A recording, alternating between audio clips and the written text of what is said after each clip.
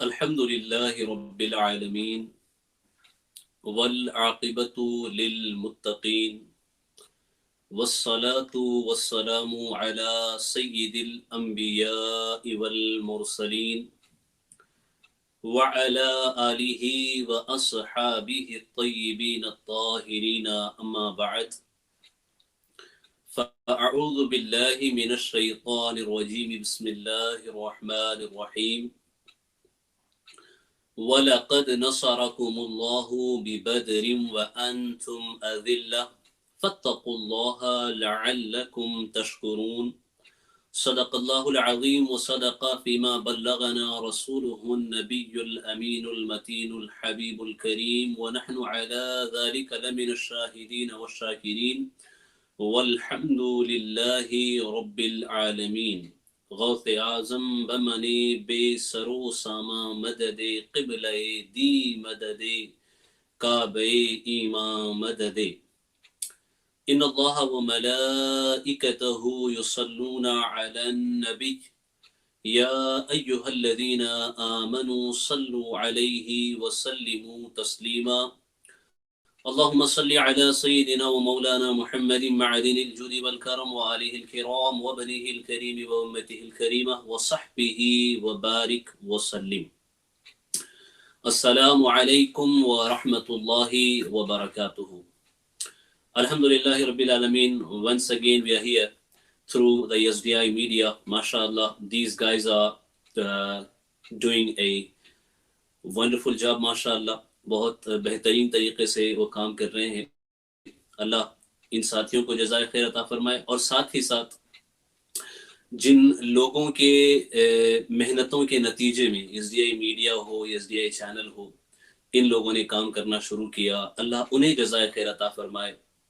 یہاں یو کے میں تنظیم کے ایک نمائندے کی حیثیت سے ہمارے محترم عارف بھائی، انہیں اور اللہ تبارک و تعالی حضور امیر سنی دعوت اسلامی، جن کی تحریک پہ، جن کی پہل پہ اور جن کی کوششوں سے آج ایک ایسا سسٹم بن پایا کہ الحمدللہ رب العالمین دین کا کام دنیا کے مختلف خطوں میں ہو رہا ہے. اللہ تعالیٰ سب کو، تنظیم کے سارے احباب کو، ساتھیوں کو، جملہ علماء اہل سنت کو سلامت رکھے، جزائے خیر عطا فرمائے. اور جو آج ہمارا موضوع ہے، آپ اچھی طریقے سے جانتے ہیں کہ we are talking about Battle of Badr. Battle of Badr, not overall, Battle of Badr in the light of Al-Quran Al-Kareem. So in the yesterday's talk, I have mentioned many verses from Al-Quran Al-Kareem, and I requested you as well that you should note down these verses and you should learn these verses, you should learn the translation of these verses, and you try to teach the translation, the summary of these verses to your kids, because it is our history. It is our history اور یہی ہمارا خزانہ ہے. It is our treasure. جو ہماری تاریخ ہے، یہ ہمارا خزانہ ہے. سو اللہ تعالیٰ کی بارگاہ میں دعا ہے کہ اللہ تبارک و تعالیٰ ہمیں حق کہنے، حق سننے اور حق پر عمل کرنے کی توفیق رفیق عطا فرمائے، اور اصحاب بدر کا صدقہ اللہ تبارک و تعالیٰ ہمیں عطا فرمائے. آئیں اصحاب بدر کے مقدس تذکرے سے ہم آج کی اس گفتگو کا آغاز کرتے ہیں کہ اصحاب بدر، the companions, those who participated in Battle of Badr. اللہ اکبر، ان کی عظمت، ان کا مقام، ان کا مرتبہ بہت بلند ہے، بہت بلند ہے. حضرت جبرائیل امین حضور اکرم صلی اللہ علیہ وسلم کی بارگاہ میں حاضر ہوئے. I'm mentioning some ahadith about اصحاب بدر، چونکہ اصحاب بدر، ان کے ناموں سے دعائیں قبول ہوتی ہیں، ان کے ناموں سے اللہ تبارک و تعالیٰ بلاؤں کو دور فرماتا ہے، ان کے وسیلے سے اللہ تعالیٰ مصیبتیں دور فرماتا ہے. ان کی فضیلت بہت بڑی ہے، بہت بڑی ہے. ان کو اللہ نے وہ فضیلت عطا فرمائی. حضرت جبرائیل امی رضی اللہ تعالیٰ عنہ، یہ حضور اکرم صلی اللہ تعالیٰ علیہ وسلم کی بارگاہ میں تشریف لائے. جب یہ حضور اکرم صلی اللہ تعالیٰ علیہ وسلم کی بارگاہ میں تشریف لائے تو اللہ تبارک و تعالیٰ کے پیارے حبیب صلی اللہ تعالیٰ علیہ وسلم نے حضرت جبرائیل امین السلام سے گفتگو کی. جب آپس میں گفتگو ہوئی تو جبرائیل امین نے پوچھا، یا رسول اللہ صلی اللہ تعالیٰ علیہ وسلم، روئے زمین پر جو مسلمان بستے ہیں، ابھی جو مسلمان ہیں، it is at the time of رسول اللہ صلی اللہ تعالیٰ علیہ وسلم.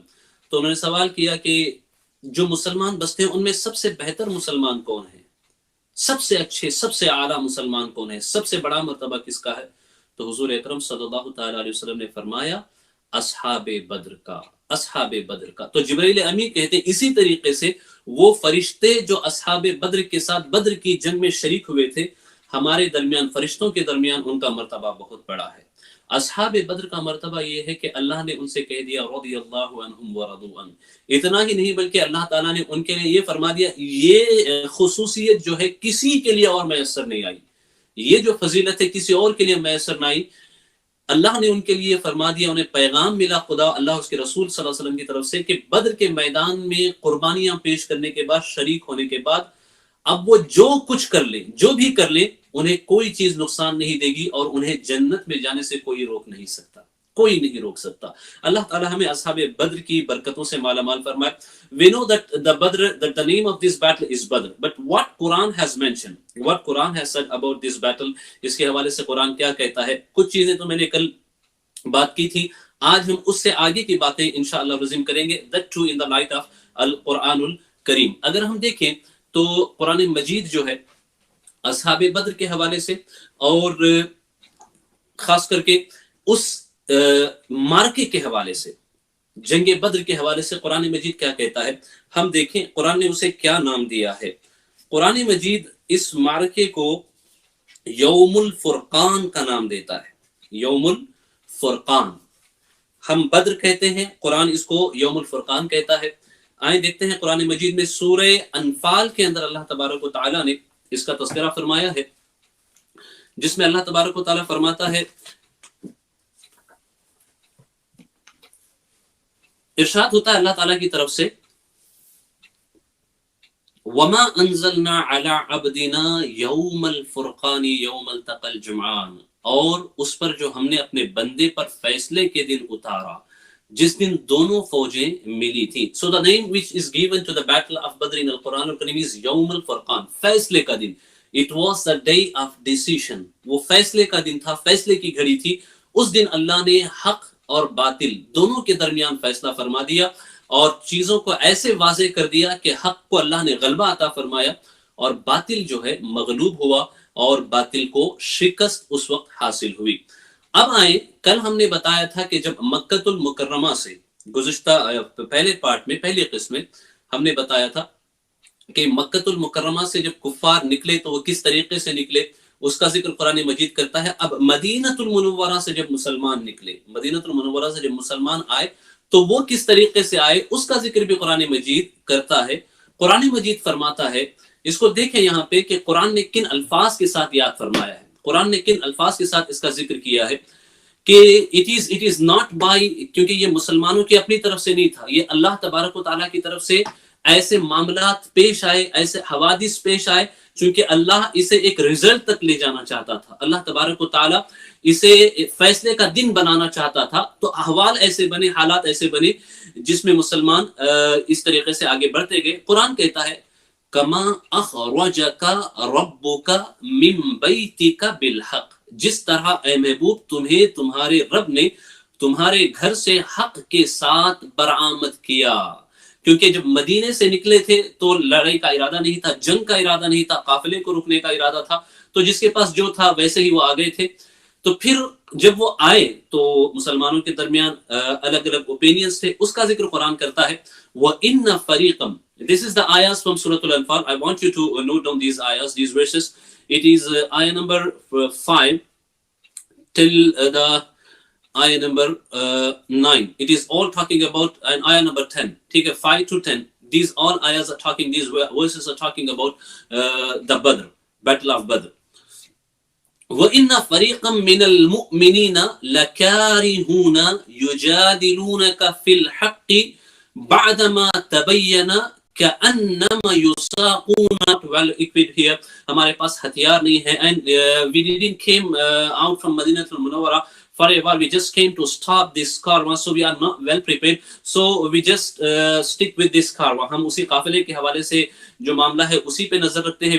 we shouldn't go forward to fight this army which is coming from مکہ المکرمہ. تو ان کی ایک یہ رائے تھی, چونکہ لشکر بہت بڑا تھا کفار کا, تو اسے قرآن نے یہاں پہ مینشن کیا. تو قید اللہ تعالیٰ فرماتا ہے وَإِذْ يَعِدُكُمُ اللَّهُ إِحْدَى الطَّائِفَتَيْنِ, اور یاد کرو جب اللہ نے تمہیں وعدہ دیا تھا کہ ان دونوں گروہوں میں وَإِذْ يَعِدُكُمُ اللَّهُ إِحْدَى الطَّائِفَتَيْنِ أَنَّهَا لَكُمْ وَتَوَدُّونَ أَنَّ غَيْرَ ذَاتِ الشَّوْكَةِ تَكُونُ لَكُمْ وَيُرِيدُ اللَّهُ أَن يُحِقَّ الْحَقَّ بِكَلِمَاتِهِ وَيَقْطَعَ دَابِرَ الْكَافِرِينَ. اللہ اکبر.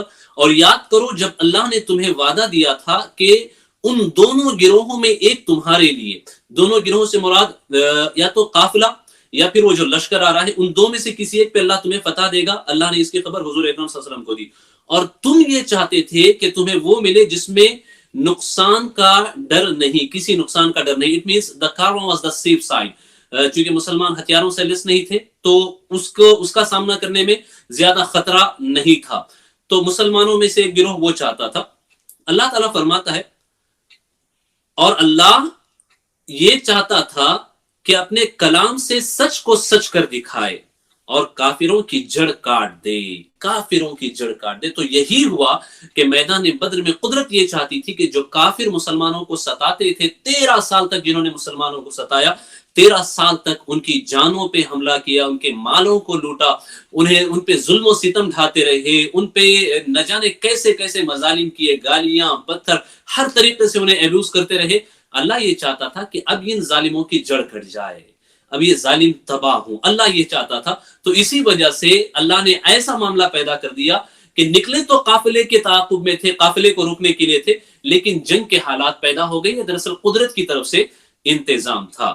اللہ تعالیٰ نے واضح طور پہ اس میں بیان فرمایا. اینڈ دین اللہ تعالیٰ فرماتا ہے لِيُحِقَّ الْحَقَّ وَيُبْطِلَ الْبَاطِلَ وَلَوْ كَرِهَ الْمُجْرِمُونَ, کہ سچ کو سچ کرے اور جھوٹ کو جھوٹا, پڑے برا مانے مجرم, چاہے جسے برا لگنا ہے لگے, لیکن اللہ یہاں پہ سچ کو سچ اور جھوٹ کو جھوٹ ثابت فرمائے گا.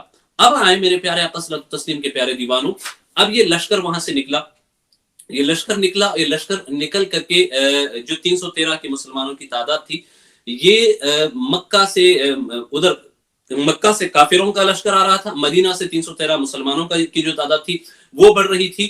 تو دونوں طرف سے ایک دوسرے کے آمنے سامنے آ رہے تھے.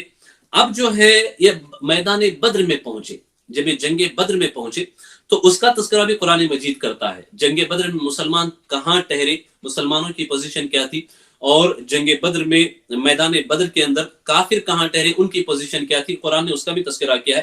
لیکن اس کو سمجھنے سے پہلے we should understand what is the Badr, what is the field, جو میدان ہے وہاں پہ, وہ میدان بدر ہے کیسے. It is actually roughly 80 mile around from مدینہ المنورہ, مدینہ سے تقریباً 80 میل کے فاصلے پر رفلی میں آپ کو بتا رہا ہوں. یہ بدر کا جو ہے مارکا جہاں پہ لڑا گیا, یہ میدان واقع ہے. یہ دراصل تقریباً 4 مائل اس کی, 4 مائل اس کی وڈتھ ہوتی ہے, چوڑائی, اور 5 مائل جو ہے اس کی لمبائی ہے, 5 مائلز اس کی لینتھ ہے, اینڈ دین 4 مائلز اس کی وڈتھ ہے, چوڑائی ہے. And it is a shape of a egg. یہ جو میدان بدر واقع ہے یہ انڈے کی شکل کا ایک میدان ہے, انڈے کی شکل کا ایک میدان ہے. اسی میدان کی سراؤنڈنگ میں یہ جنگ واقع ہے. if you go nowadays to Al-Badr, if you visit to البدر, اگر آپ بدر کی طرف آج کل جائیں گے تو فرسٹ آف آل جہاں پہ حضور اکرم صلی اللہ علیہ وسلم نے قیام کیا تھا وہاں مسجد عریش ہے, مسجد عریش ہے. اور اس سے اگر 400-500 قدم کی دوری پہ آپ اوپر تھوڑی طرف جائیں گے تو وہاں ایک قبرستان ہے جہاں پہ شہداء بدر کے مزارات ہیں, شہداء بدر کے مزارات ہیں. اور ساتھ ہی ساتھ وہاں ایک کتبہ بھی لگا ہوا ہے جس میں شہداء بدر کے نام لکھے ہوئے ہیں. قرآن مجید نے اس کو ذکر کیا ہے کہ مسلمان کہاں ٹھہرے اور کفار کہاں ٹھہرے. آئیں ہم ایک مرتبہ پھر قرآن کی طرف لوٹتے ہیں اور قرآن مجید سے دیکھتے ہیں کہ اس پوزیشن کو قرآن نے کیسے بیان کیا ہے کہ مسلمان کہاں تھے اور کفار کہاں تھے.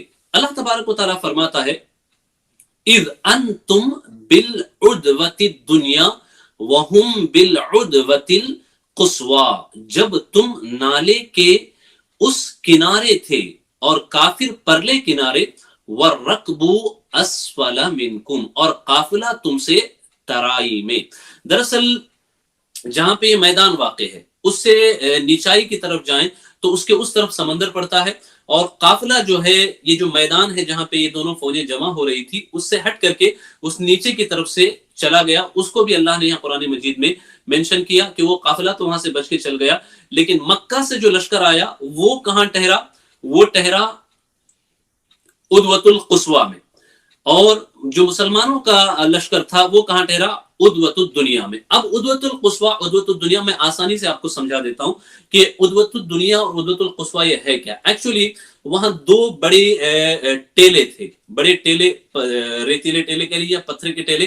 دا وائٹش کلر، دا بگ راکس والے دو ٹیلے تھے. ایک کو اس میں سے عدوۃ الدنیا کہتے ہیں اور دوسرے کو عدوۃ القصویٰ کہتے ہیں. عدوۃ الدنیا وہ ہے جب آپ مدینہ شریف کی طرف سے آئیں گے تو پہلے وہ عدوۃ الدنیا پڑتا ہے، اور اگر آپ مکہ شریف کی طرف سے آئیں گے بدر کے میدان کی طرف تو پہلے العدوۃ القصویٰ پڑتا ہے. تو جو یہ عدوۃ القصویٰ جو وائٹش راک تھا، بڑا ٹیلا تھا، وہاں کفار کا لشکر تھا، وہاں کفار کا کیمپ تھا. اور عدوۃ الدنیا جہاں پہ آج مسجد عریش واقع ہے، اف یو گو ٹو مسجد عریش، جو مسجد عریش کا فرنٹ ڈور ہے، تو فرنٹ ڈور کے بالکل سامنے اگر آپ دیکھیں گے تو وہاں آپ کو سفید ٹیلے نظر آئیں گے، وائٹش راکس، بڑے بڑے پتھر کے ٹیلے آپ کو وہاں پہ نظر آئیں گے. تو وہ دراصل عدوۃ القصویٰ ہے جہاں پہ کفار ٹھہرے تھے. اور جہاں مسجد عریش ہے، جہاں مسجد عریش ہے وہاں عدوۃ الدنیا تھا، وہاں مسلمانوں کا کیمپ ہوا. تو جب یہ آئے تو یہ دونوں جو ٹیلے ہیں، یہ جو دونوں ٹیلے ہیں، ان ٹیلوں کے درمیان میں ایکچولی بہت سارے کنویں تھے جن کو ابیار بدر کہا جاتا ہے. بہت سارے there are so many wells between these two rocks between عدوۃ الدنیا and عدوۃ القصویٰ.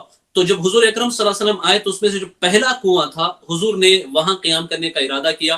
ایک صحابی آگے بڑھے اور ایک صحابی آگے بڑھ کر کے انہوں نے کہا یا رسول اللہ صلی اللہ تعالیٰ علیہ وسلم، یہاں جو ٹھہرنے کا آپ نے ارادہ فرمایا ہے کہ اللہ تبارک و تعالیٰ کی طرف سے یہ وحی ہے کہ ہمیں یہیں ٹھہرنا چاہیے، یا پھر ہم اپنی رائے یا مشورے کو رکھ سکتے ہیں؟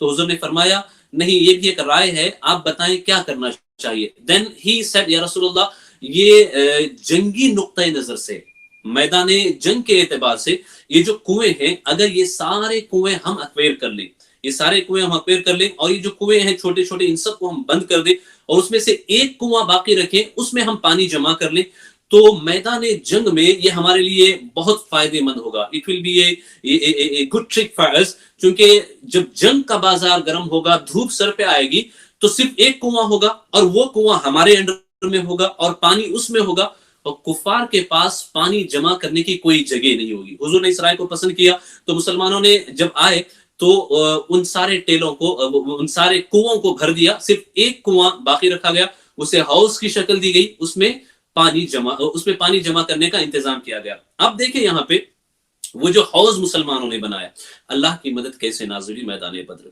کیسے نازل ہوئی اللہ کی مدد میدان بدر میں. قرآن مجید اس کا ذکر فرماتا ہے کہ کنواں تو انہوں نے، حوض تو انہوں نے بنا لیا، لیکن اس حوض میں پانی بھرنے کے لیے، اس حوض کے اندر پانی بھرنے کے لیے یہ آسان کام تو نہیں تھا کہ because it was not like just کہ چھوٹی کوئی ٹینک ہو اس میں پانی بھر دیا جائے. 313 لوگ تھے اور ان سب کے لیے پانی کا انتظام کرنا تھا. تو ہوا کیا کہ جب انہوں نے یہ کنواں بنایا تو اللہ تبارک و تعالیٰ نے آسمان سے بارش نازل فرمائی، آسمان سے بارش نازل فرمائی. یوں سمجھے کہ اللہ نے پانی کا انتظام وہاں پہ کیا مومنین کے لیے جنگ بدر میں، یہ اللہ کی مدد تھی. تو پھر یہ مدد جو ہے اس کا ذکر قرآن مجید یہاں پہ کرتا ہے کہ قرآن کہتا ہے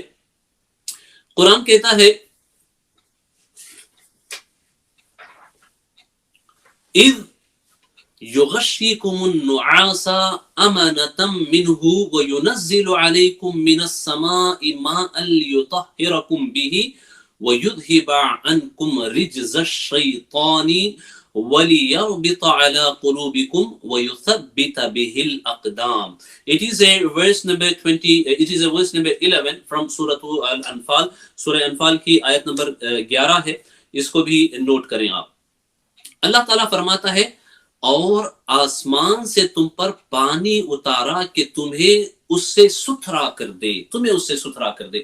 اس کے اتارنے کی وجوہات جو ہے ڈیفرنٹ تھی. آسمان سے بارش کو اتارنے کی مختلف وجوہات تھی. ایک تو یہ کہ پانی کا انتظام ہو جائے، اینڈ اگین جب مسلمان اس جگہ پہ آئے تو جس جگہ پہ مسلمانوں کا کیمپ تھا وہاں ریتیلی زمین تھی، زمین ریتیلی تھی، تو پاؤں جو ہے اس کے اندر دھس جاتے تھے. کبھی کبھار اونٹوں کے پاؤں دھستے، صحابہ کرام کے بھی پاؤں دھستے.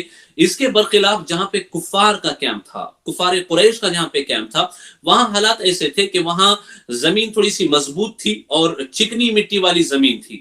اب اللہ نے جب آسمان سے بارش نازل فرمایا تو اس کا فائدہ مسلمانوں کو یہ ہوا، یہ غیبی مدد کا فائدہ، کہ یو نو دیٹ کہ جب ریت ہوتی ہے، بالو ہوتی ہے، اس پہ اگر پانی پڑے تو وہ مضبوط ہو جاتی ہے، اور جو مضبوط چکنی مٹی ہوتی ہے اگر اس پہ پانی پڑے تو پھر اس کے اندر پھسلاٹ آ جاتی ہے، کیچڑ سا بن جاتا ہے. تو بالکل ایسے ہی ہوا کہ کفار کا جو کیمپ تھا وہاں چونکہ مٹی چکنی تھی اور تھوڑی سی سخت مٹی تھی، تو جب پانی وہاں پہ برسا تو وہاں سب کیچڑ ہو گیا، یہاں تک کہ کفار قدم صحیح طریقے سے وہاں پہ رکھ نہیں پاتے تھے. لیکن ریتیلی مٹی جہاں پہ مسلمانوں کا کیمپ تھا، جب بارش وہاں پہ برسی، پانی وہاں پہ پڑا تو وہ مضبوط ہو گئی اور مسلمانوں کو چلنے پھرنے میں آسانی ہوئی. جو پہلے پیر دھستے تھے، اس میں پھنس جاتے تھے، وہ دھسنے سے اللہ نے ان کو اس طریقے سے بچا لیا. تو یہ ایک مدد تھی اللہ تبارک و تعالیٰ کی طرف سے. دوسرا پانی کا اللہ نے انتظام فرمایا. یہ سب غیبی مددیں تھی اللہ تعالیٰ کی طرف سے. اور اس کے بعد یہ کہ جب مسلمان مدینہ سے ہو کر کے آئے، چونکہ ہتھیار نہیں تھے، تلواریں نہیں تھیں، تعداد کم تھی، کفار کا بڑا لشکر تھا، 1000 کی تعداد تھی، اور ان کے پاس کھانے پینے کے سامان، ہتھیار سب کچھ زیادہ تھے. تو کچھ صحابہ اکرام کو شیطان نے یہ وسوسے ڈالنا شروع کی. شیطان نے ان کے دلوں میں آ کر یہ وسوسے ڈالے کہ تمہارا کچھ نہیں ہوگا آج، دیکھو یہ تو بڑے مضبوط لوگ ہیں اور تم آج شکست کھا جاؤ گے. اور مورال ڈاؤن کرنے کی شیطان نے وہاں پہ کوشش کی. تو قرآن کہتا ہے کہ جب ایسا ہوا تو قرآن نے کیا کیا، تو اللہ تبارک و تعالیٰ نے کیا کیا، اس کا ذکر یہاں پہ ہوتا ہے. جب اس طریقے کے خیالات شیطان ان کے ذہن پہ ڈال رہا تھا، اس طریقے کے خیالات شیطان ان کے دل میں ڈال رہا تھا، تو اس وقت یہ ہوا کہ اللہ تبارک و تعالیٰ نے جو مومنین تھے، جتنے مومنین تھے، سب کو اپنی طرف سے ایسا انتظام کیا کہ تھوڑی دیر کے لیے ان کی آنکھ لگ جائے، تھوڑی دیر کے لیے ان کی آنکھ لگ جائے. یہ آنکھ کا لگنا کب ہوتا ہے؟ یو نو دیٹ کہ if you are in a tension, اگر آپ ٹینشن میں ہیں اور اگر آپ ٹینس میں ہیں، یو کانٹ سلیپ، ہے نا، آپ سو نہیں سکتے. لیکن جیسے ہی ذہن تھوڑا سا پرسکون ہو، یو کین سلیپ.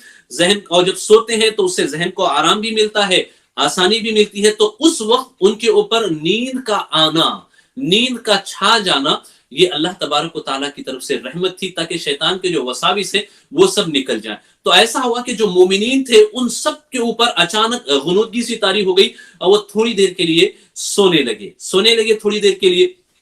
پھر اللہ تعالیٰ نے ان پہ بارش نازل فرمائی. تو جب اللہ نے بارش نازل فرمائی تو اس کا ذکر قرآن کرتا ہے کہ کس طریقے سے اللہ نے ان کو سلایا. قرآن کہتا ہے جب اس نے تمہیں اونگ سے گھیر دیا تو اس کی طرف سے تسکین تھی، چین تھا. اللہ تعالیٰ کی طرف سے یہ ریلیکس کا ایک سورس تھا، ذریعہ تھا آرام و تسکین کا، جو اللہ نے ان کے لیے اس کا انتظام فرمایا. اور آسمان سے تم پر پانی اتارا کہ تمہیں اس سے ستھرا کر دے اور شیطان کی ناپاکی تم سے دور فرما دے. یعنی شیطان جو وسوسے ان کے دلوں میں ڈال رہا تھا، اللہ اس کو دور کر دے اور تمہارے دلوں کی ڈھارس بندھائے اور اس سے تمہارے قدم جما دے.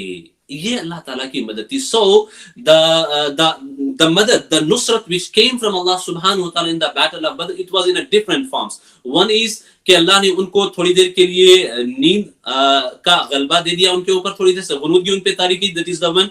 And the second thing, اللہ سبحانہ و تعالیٰ نے ان کے اوپر بارش برسایا. And also اللہ تبارک و تعالیٰ نے فرشتوں کو بھیجا. یہ ڈیفرنٹ فارمز تھے میدان بدر میں اللہ تبارک و تعالیٰ کی طرف سے مومنین کی مدد کے. اب دیکھیں کہ جب وہ آئے تو لمبا سفر کر کے آئے تھے.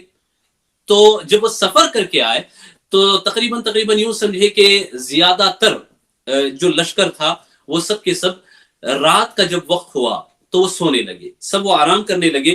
لیکن اس وقت کی ایک ایسی کیفیت ہے، ایسی ایمان افروز کیفیت ہے میرے پیارے آقا صلاۃ التسلیم کے پیارے دیوانوں. If we understand this, then we can imagine that how Rasulullah sallallahu alaihi wasallam used to love us. حضور ہم سے کتنی محبت کرتے تھے, حضور امت سے کتنی محبت کرتے تھے. We can't love that much. جتنا حضور ہم سے محبت کرتے تھے اتنی محبت کرنا پوری دنیا کے لوگ مل کے بھی کوشش کریں تو ہم سب کی محبت حضور کی اس ایک شب کی محبت کے برابر نہیں ہو سکتی جو مومنین کے لیے ہے. You should realize that کہ اگر مسلمان وہاں شکست کھا جاتے تو کیا ہوتا. حضور بھی اپنی دعاؤں میں یہ کہہ رہے تھے کہ یا اللہ اگر یہ شکست کھا گئے تو پھر اسلام کیسے آگے بڑھے گا. تو اسلام آگے بڑھا, اس میں جنگ بدر کا بہت امپورٹنٹ کردار ہے. If we are talking nowadays about جنگ بدر, we are discussing here, ہم جنگ بدر کے حوالے سے یہاں پہ بات کر رہے ہیں, اس کی وجہ بھی یہی ہے کہ وہاں مسلمان کامیاب ہوئے تھے. اگر وہ کامیاب نہیں ہوتے تو تاریخ الگ ہوتی. اگر وہ کامیاب نہیں ہوتے وہاں پہ تو پتہ نہیں حالات کیسے ہوتے. میرے پیارے آقا صلی اللہ علیہ وسلم کے پیارے دیوانوں, جب سب پیدل چل کر کے مدینے سے وہاں تک آئے, تقریباً یہ 4 دن کا سفر تھا, چونکہ 12 تاریخ کو وہ نکلے تھے مدینہ المنورہ سے, ہفتے کا دن تھا, تو یہ جمعہ کی شب میں پہنچے, شب جمعہ میں اس میدان کے پاس پہنچے. رات کا وقت تھا, جمعہ کی رات تھی, اور 16 رمضان مبارک کا دن گزر کے 17ویں رات داخل ہو رہی تھی. اس وقت وہ وہاں پہ پہنچے اور دوسرے دن یہ جنگ بدر واقع ہونی تھی. 17 رمضان کے صبح میں, جمعہ کے دن یہ جنگ بدر واقع ہونی تھی. تو تھکے ہوئے تھے, 4 دن کا سفر تھا, تو سارے کے سارے صحابہ سو گئے, سب صحابہ سو گئے. حضرت علی رضی اللہ تعالیٰ عنہ اس کیفیت کو بیان کرتے ہیں, اس سچویشن کو بیان کرتے ہیں کہ حالات کیسے تھے.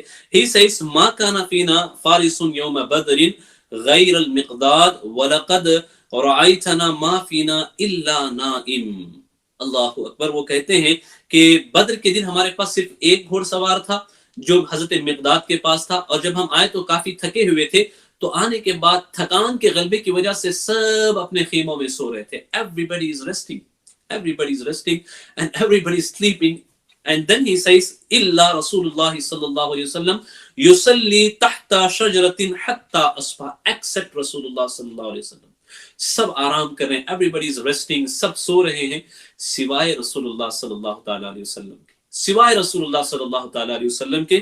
اور کہتے ہیں یصلی تحت شجرۃ حتی اصبح, کہ وہ پوری رات درخت کے نیچے نماز پڑھتے رہے یہاں تک کہ صبح طلوع ہو گئی. پوری رات نماز پڑھتے رہے, دعا کرتے رہے. ہر رکعت کے بعد, ہر سلام کے بعد حضور دعا کرتے تھے. اس وقت حضور کی زبان پہ جو جملے ہوتے یا حیو یا قیوم, اور حضور کی زبان پہ جملے ہوتے کہ یا اللہ انہیں کامیاب کر دے, یا اللہ ان مسلمانوں کو کامیاب کر دے, یا اللہ میری امت کے ان جیالوں کو کامیاب کر دے. The entire night Rasulullah sallallahu alaihi wasallam spent, he was awake and he was praying and he was performing namaz. Why? Because he was worried about this ummah. حضور اکرم صلی اللہ علیہ وسلم کو اس امت کی فکر تھی. مجھے بتائیے کہ اس ساری تھکان کے بعد, حضور تو قائد تھے نا, حضور لیڈر تھے, حضور سردار تھے, اگر حضور چاہتے تو آرام کرتے, لیکن حضور آرام نہیں فرما رہے تھے, سب آرام کر رہے تھے, لیکن حضور اکرم صلی اللہ تعالیٰ علیہ وسلم وہاں امت کی فکر میں مشغول تھے. اللہ ہمیں حضور کی سچی محبت عطا فرمائے, حضور کی سچی چاہت عطا فرمائے, اور حضور کی جو فکر امت کی تعلیمات ہیں, اللہ ہمیں اس پر عمل کرنے کی بھی توفیق رفیق عطا فرمائے. اب آئے میرے پیارے آقا صلی اللہ علیہ وسلم کے پیارے دیوانوں, میں نے یہ سمجھا دیا آپ کو کہ جنگ بدر کا جو نقشہ تھا کہ وہ نقشہ کیسا ہے, اور مسلمانوں کا کیمپ کہاں تھا, کافروں کا کیمپ کہاں تھا, وہ بھی میں نے آپ کو سمجھا دیا. اب میں آپ کو جنگ بدر کے پہلے مارکے کی طرف لے جاتا ہوں کہ جب لڑائی شروع ہوئی تو اس وقت کیا ہوا, اور لڑائی شروع ہونے سے پہلے کیا ہوا, اس کی طرف ہم چلتے ہیں تاکہ دیکھیں کہ وہاں پہ بھی ہمارے لیے جو ایمان افروز واقعات ہیں اسے ہم سنیں اور اس کے ذریعے سے ہم اپنے ایمان کو جلا بخشیں. جب حضور اکرم صلی اللہ علیہ وسلم, ابھی لڑائی شروع ہونے سے پہلے, لڑائی ابھی سٹارٹ نہیں ہوئی تھی, جنگ ابھی شروع نہیں ہوئی تھی, جنگ کے شروع ہونے سے پہلے حضور اکرم صلی اللہ تعالیٰ علیہ وسلم نے صفوں کو درست کرنا شروع کیا. ایٹ دیٹ ٹائم جنگیں اس وقت کیسے ہوتی تھی کہ دونوں لشکر جو ہوتے تھے, دونوں آرمیز جو ہوتی تھی, وہ پہلے لائن بناتے تھے, صف بناتے تھے, صفیں سیدھا ہوتی تھی, اور ہوتا یہ تھا کہ کبھی تیر انداز سامنے ہوتے, کبھی نیزہ جن کے پاس ہوتا وہ سامنے ہوتے, اور گھوڑ سوار پیچھے ہوتے, اس طرح صفوں کی ترتیب ہوتی. تو حضور اکرم صلی اللہ علیہ وسلم نے صفوں کی ترتیب کرنی شروع کی, ترتیب دینا شروع کیا. جب صفوں کو حضور ترتیب دے رہے تھے تو روایتوں میں آتا ہے کہ حضور اکرم صلی اللہ تعالیٰ علیہ وسلم کے ہاتھ میں, حضور اکرم صلی اللہ علیہ وسلم کے ہاتھ میں ایک ہلکی سی چھڑی تھی, ایک ہلکی سی چھڑی تھی. حضور اس چھڑی سے جب صف کو درست کرا رہے تھے تو کوئی سب سے آگے بڑھتا تو اس چھڑی کے ذریعے سے حضور ان کو کہتے ہیں کہ سیدھے ہو جائیں، سیدھے ہو جائیں، اور صف کو درست رکھیں، صف کو اسٹریٹ رکھیں، ڈسپلین. اس کو سمجھا رہے تھے کہ یہ بہت ضروری ہے صف کا جمع ہونا، چونکہ صف اگر ٹوٹ گئی تو لشکر ادھر ادھر ہو جائے گا. تو صف کو قائم رکھنا یہ بہت ضروری ہوتا تھا. اس دور کے جو ٹیکٹکس تھے، اس دور کے جنگ کے جو طریقے ہوتے تھے، اس میں تو حضور کھڑے کر رہے تھے. تو اس میں ایک صحابی تھے جن کا نام تھا حضرت سواد ابن غزیہ. حضرت سواد یہ تھوڑا تھوڑا آگے بڑھ جاتے تھے. حضرت ابو ایوب انصاری فرماتے ہیں کہ یہ جوش جہاد تھا، جوش جہاد میں تھوڑا سا وہ آگے بڑھ جاتے تھے، آگے بڑھ جاتے تھے. تو حضور اکرم صلی اللہ تعالی علیہ وسلم نے اپنی چھڑی سے ان کے پیٹ کو تھوڑا سا ایسے ٹچ کیا اور ٹچ کر کے فرمایا اے سواد تم سیدھے کھڑے ہو جاؤ، استوی یا سواد، استوی یا سواد، اے سواد سیدھے ہو جاؤ، سیدھے ہو جاؤ. جب حضور اکرم صلی اللہ تعالی علیہ وسلم نے یہ کہا تو اللہ اکبر، جنگ ابھی ہونے کو ہے. یہ جو صحابی تھے سواد، یہ کہتے ہیں یا رسول اللہ آپ نے چھڑی سے میرے پیٹ پہ ضرب لگائی ہے اور مجھے جو ہے اس سے تھوڑی سی چوٹ لگی ہے، میں اس کا بدلہ لینا چاہتا ہوں، مجھے اس کا قصاص چاہیے. اللہ اکبر. At that point رسول اللہ صلی اللہ علیہ وسلم was a commander in chief. حضور کمانڈر ان چیف تھے. If any soldier if he just express what he is feeling, if he talks a single word against the commander in chief nowadays, then he will be face a court martial. But now it is nowadays, but at that time Rasulullah sallallahu alaihi wasallam what he did, جب انہوں نے یہ کہا تو حضور نے یہ نہیں کہا کہ آپ ایسے نہیں کہہ سکتے. حضور نے کہا ٹھیک ہے آپ آگے آ جائیں. اینڈ دین رسول اللہ صلی اللہ علیہ وسلم نے اپنے جبہ مبارک کو، جو پیراہن مبارک تھا، اسے ہٹایا. جب حضور نے پیراہن مبارک ہٹایا تو یہ جو حضرت سواد تھے یہ آئے اور آ کر کے حضور سے چمٹ گئے، حضور سے لپٹ گئے اور حضور کے شکم اقدس کو، بدن اقدس کو چومنے لگے. اپنی جو سکن تھی، اپنی جو جلد تھی، وہ حضور کی جلد سے، حضور کے بدن سے لگانے لگے. جب انہوں نے یہ کیا تو صحابہ سب سرپرائز تھے. ان کو لگا کہ یہ کیا کر رہے ہیں حضرت سواد. رسول اللہ صلی اللہ تعالی علیہ وسلم نے بھی پوچھا کہ اے سواد یہ تم کیا کر رہے ہو؟ Why are you doing this? Why have you done this? یا سواد what are you doing? Then what he replied, listen, تاریخ میں یہ چیز محفوظ ہے. انہوں نے کیا کہا؟ یہ کہتے ہیں یا رسول اللہ حضر ما ترى فأردت ان يكون آخر العهد بك ان تمسا جلدی جلدک یا رسول اللہ صلی اللہ تعالی علیہ وسلم. وہ کہتے ہیں یا رسول اللہ آپ دیکھ رہے ہیں کہ موت سر پہ کھڑی ہے، کفار کا لشکر تلواریں تانے کھڑا ہوا ہے اور پتہ نہیں اس کے بعد ہمارا حال کیا ہو، اور ہو سکتا ہے یہی ہمارے آخری لمحے ہوں. لیکن یا رسول اللہ بس میں یہ چاہتا ہوں کہ جو میرا آخری وقت ہے وہ ایسا ہو کہ اس میں میری جلد، میری سکن، میرا بدن آپ کے بدن سے مس کر جائے. بس یہی میری خواہش ہے، اس لیے میں نے ایسے کیا یا رسول اللہ صلی اللہ علیہ وسلم. اللہ اکبر. اب آپ سوچیں کہ the companions at that time they used to believe and it was the beliefs of these companions. No one amongst these 313 companions objected on this act of Hazrat Sayyidina Su'ad radiyallahu ta'ala. کسی نے اس پہ اعتراض نہیں کیا. Why was so? Because they used to believe کہ بدن کے جس حصے پہ حضور کا بدن اقدس لگ جائے اللہ اس حصے پر جہنم کی آگ کو حرام کر دیتا ہے. جہنم کی آگ اس جگہ پر کو جلا نہیں سکتی. تو صحابہ کا یہ عقیدہ تھا. That is the belief of اہل السنت والجماع. یہ عقیدہ ہے اہل سنت والجماع کا. اللہ ہمیں اس عقیدے پر قائم رکھے، حضور کی محبت عطا فرمائے. اس کے بعد پھر اب آئے فوراً ہم اس کی طرف منتقل ہوتے ہیں جو پہلی جو انگیجمنٹ ہوئی مسلمانوں اور کافروں کے درمیان. تو عتبہ، شیبہ اور ولید یہ تینوں وہاں سے آئے اور اس طرف سے حضرت حمزہ اور حضرت علی رضی اللہ تعالیٰ عنہ اور حضرت ابو عبیدہ رضی اللہ تعالیٰ عنہ. یہاں پہ تفاصیل اور بھی ہیں لیکن وقت میرے پاس نہیں ہے تو میں بہت ہی شارٹلی اس کو کہہ کر کے گزرنا چاہتا ہوں. تو یہ تینوں اس طرف سے آگے بڑھے، وہ تینوں اس طرف سے آگے بڑھے. اس کو بھی قرآن مجید نے ذکر کیا ہے. جو فرسٹ انگیجمنٹ تھی، جو لڑائی کے لیے جو وہ آگے بڑھے، کفار آگے بڑھے، مسلمان آگے بڑھے، تو یہ کیا ہوا؟ تو قرآن اس کا ذکر کرتا ہے اور قرآن مجید اس حوالے سے کہتا ہے.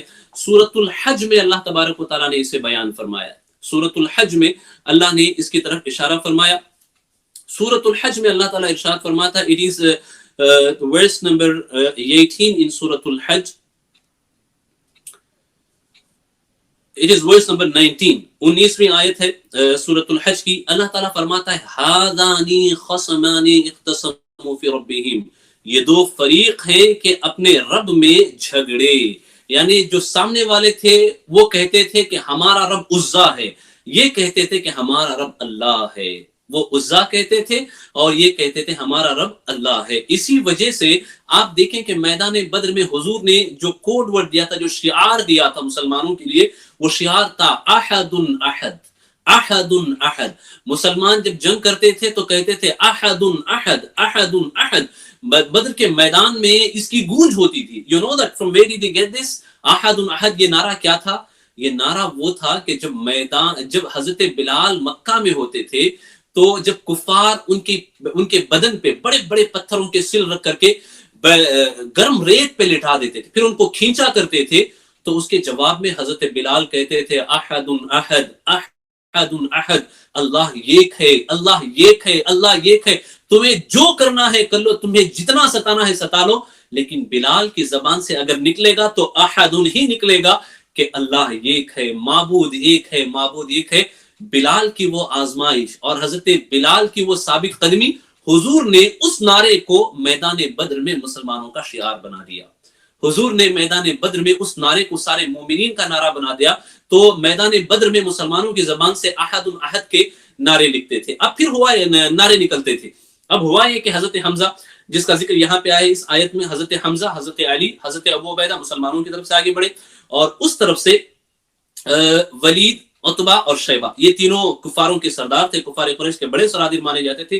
یہ آئے، حضرت علی اور حضرت حمزہ نے ان کے جو اپوننٹ تھے ان کا تو خاتمہ کیا، لیکن حضرت ابو عبیدہ جو تھے انہوں نے اپنے اپوننٹ پہ حملہ کیا، لیکن پلٹ کر کے اس نے بھی حملہ کیا جس کی وجہ سے آپ زخمی ہوئے. پھر حضرت علی اور حضرت حمزہ نے بڑھ کر کے اس تیسرے کافر کو بھی قتل کیا، ان کو جہنم رسید کیا. اینڈ دین یہ ہوا کہ یہ جو زخمی تھے ان کو حضور اکرم صلی اللہ علیہ وسلم کی بارگاہ میں لایا گیا. یہ بہت ہی زخمی تھے، یوں کہہ لیجئے کہ ان کا اس وقت آخری وقت تھا یا آخری ٹائم تھا جب ان کو حضور اکرم صلی اللہ علیہ وسلم کی بارگاہ میں لایا گیا.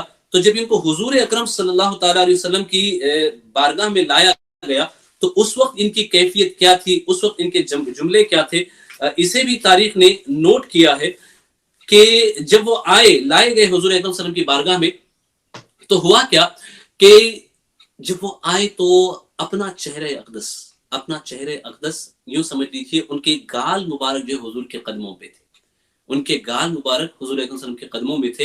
اور یہ کتنی بڑی سعادت کی بات ہوگی ان کی، اور کتنی بڑی خوش بختی کی بات ہوگی کہ ان کا آخری وقت تھا اور یہ اس دنیا سے رخصت ہو رہے تھے، اور اس وقت حال یہ تھا کہ ان کے رخسار حضور کے قدموں پہ ہیں. ایسی موت پہ 1000 زندگیاں نہ قربان ہو جائیں، ایسی موت کے اوپر 1000 زندگیاں نہ قربان ہو جائیں کہ موت کے وقت ہمارا چہرہ حضور کے قدموں میں ہو. اتنا ہی نہیں، جب انہوں نے اپنا چہرہ، اپنے رخسار حضور کے قدموں میں رکھے تو حضور نے ان کے چہرے کو اٹھا کر اپنے گود میں رکھ لیا. حضور نے ان کے چہرے کو اٹھا کر اپنے گود میں رکھ لیا، اور اسی حال میں وہ اس دنیا سے تشریف لے گئے اور شہادت کے منصب پہ وہ فائز ہوئے اور جام شہادت انہوں نے نوش کیا. کتنی بڑی سعادت ہے اور کتنی بڑی خوش نصیبی کی بات ہے. اب میرے پیارے آقا صلی اللہ علیہ وسلم کے پیارے دیوانوں، قرآن کی طرف ہم پھر لوٹتے ہیں، سورۃ الانفال کی طرف. وہاں ایک اور جنگ بدر کی کیفیت جو تھی اس کا ذکر قرآن مجید نے کیا ہے. دراصل حال یہ تھا کہ حضور اکرم صلی اللہ تعالیٰ علیہ وسلم کبھی میدان بدر کی طرف دیکھتے، مسلمانوں کی حالت کی طرف دیکھتے، اور پھر جو عریش تھی وہاں حضور اکرم دعا فرماتے. صحابہ کا بھی یہ حال ہوتا تھا کہ کوئی جاتا چیک کرتا کہ حضور اکرم صلی اللہ علیہ وسلم کیا کر رہے ہیں، کیونکہ عریش جو ہے یہ ایک چھوٹا سا کہہ لیجئے کہ جھوپڑی کے ٹائپ میں اس وقت بنایا گیا تھا جہاں حضور اکرم صلی اللہ علیہ وسلم رہ سکے. صحابہ میں سے کسی نے یہ مشورہ دیا کہ یا رسول اللہ، یہاں کفار کا بہت بڑا لشکر ہے، میدان جنگ میں حالات کیسے ہوں گے پتہ نہیں، ہم یہ چاہتے ہیں یا رسول اللہ کہ آپ جو ہے عریش کی طرف لشکر کے پیچھے آپ رہیں اور وہاں آپ قیام فرمائیں. اللہ نہ کرے کہ اگر کوئی رزلٹ ہمارے اگینسٹ نکلتا ہے تو آپ مدینہ المنورہ تشریف لے جائیں، یا رسول اللہ مدینے کا ہر بچہ آپ کے قدموں پہ اپنی جان قربان کرے گا. تو عریش بنایا گیا. عریش بنانے کے بعد کسی کے اندر یہ ہمت نہیں تھی. حضرت علی رضی اللہ تعالیٰ عنہ خود اسے اپنی زبان سے بیان کرتے ہیں کہ جب یہ بات آئی کہ حضور کے باڈی گارڈ کے طور پہ، حضور کے محافظ کے طور پہ کون کھڑا ہو سکتا ہے، تو it was one of the biggest responsibilities, یہ سب سے بڑی ذمہ داری تھی کہ حضور کے محافظ کے طور پہ کھڑا ہونا عریش پہ، یہ بہت بڑی ذمہ داری تھی۔ تو کہتے ہیں کہ کسی صحابی میں یہ ہمت نہیں تھی کہ وہ آگے بڑھے، کسی صحابی میں یہ ہمت نہیں تھی آگے بڑھے۔ حضرت علی نے اپنے چاہنے والوں سے پوچھا کہ مجھے بتاؤ صحابہ میں سب سے بہادر کون ہے؟ تو لوگوں نے کہا کہ انڈاؤٹیڈلی یو یا سیدنا علی رضی اللہ تعالیٰ، سب سے بڑے بہادر بریو تو آپ ہیں۔ تو حضرت علی نے فرمایا دیکھو اللہ نے مجھے شجاعت ضرور عطا فرمائی، اور میرے مقابلے میں جو بھی آتا تھا وہ شکست کھاتا تھا، there is no doubt in it، لیکن میں تمہیں بتاتا ہوں کہ صحابہ میں سب سے بڑے شجاعت والے کون ہیں؟ تو حضرت علی فرماتے ہیں کہ اس دن میدان بدر جب کسی کی ہمت نہیں ہوئی تو اس وقت آگے بڑھنے والے حضرت صدیق اکبر تھے، حضرت ابوبکر صدیق رضی اللہ تعالیٰ عنہ تھے۔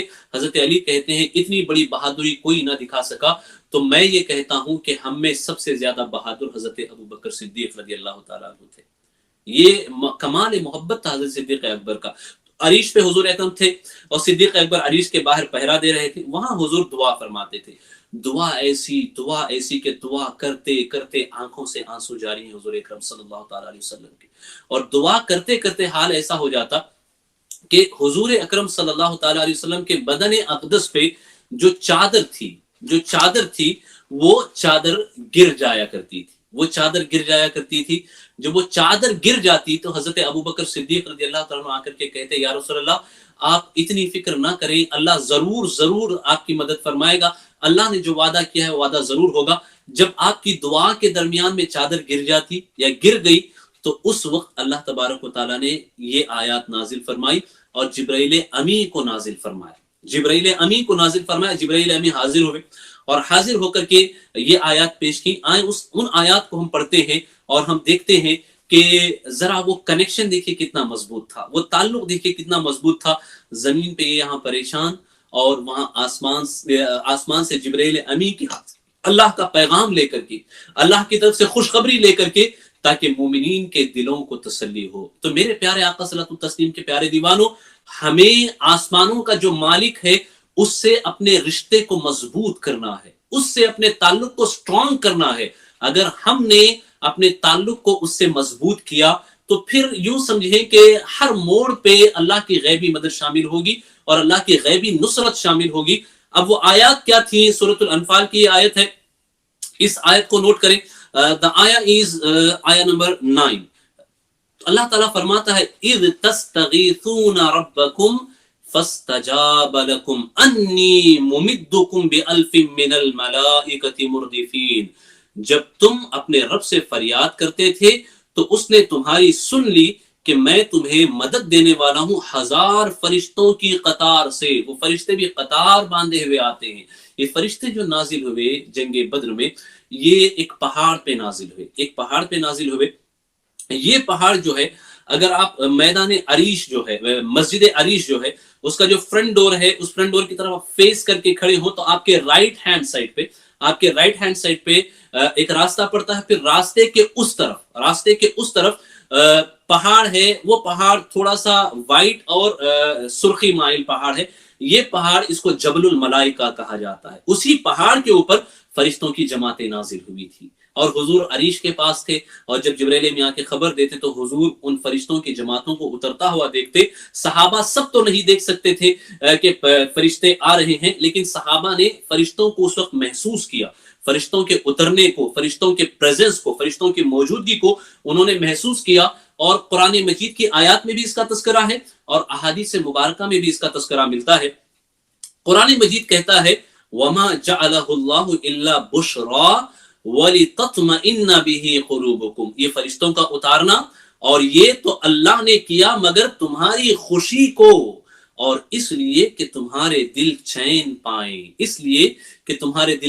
خصوصیت کے ساتھ آپ کا دل مبارک اے محبوب صلی اللہ تعالیٰ علیہ وسلم، آپ بے چین مت ہوں، ہم نے جو وعدہ کیا ہم وہ وعدہ پورا کریں گے اور آپ کا دل اطمینان کا گہوارہ بنائیں گے۔ یہ اللہ کی طرف سے دلاسا حضور اکرم صلی اللہ علیہ وسلم کے لیے۔ اور کہتا ہے وَمَن نَصْرُ إِلَّا مِنْ عِنْدِ اللَّهِ إِنَّ اللَّهَ عَزِيزٌ حَكِيمٌ، اور مدد نہیں مگر اللہ کی طرف سے، بے شک اللہ غالب حکمت والا ہے۔ اور پھر اللہ تعالیٰ نے کیا فرمایا؟ وہ جو ملائکہ وہ جو ملائکہ نازل ہوئے تھے، جو فرشتے نازل ہوئے تھے، اللہ نے ان کو حکم دیا. جو فرشتے اللہ نے نازل فرمائے، جنگ بدر میں جو فرشتے نازل ہوئے، 1000 کا ذکر ملتا ہے، 3000 کا ذکر ملتا ہے، 5000 کا ذکر ملتا ہے. تو فرشتوں کی طرف اللہ نے وحی فرمائی، ان کو حکم فرمایا. کیا؟ یہ بھی قرآن اس کا ذکر کرتا ہے، اذ یوحی ربک الی الملائکۃ انی معکم فثبتوا الذین آمنوا. اللہ اکبر.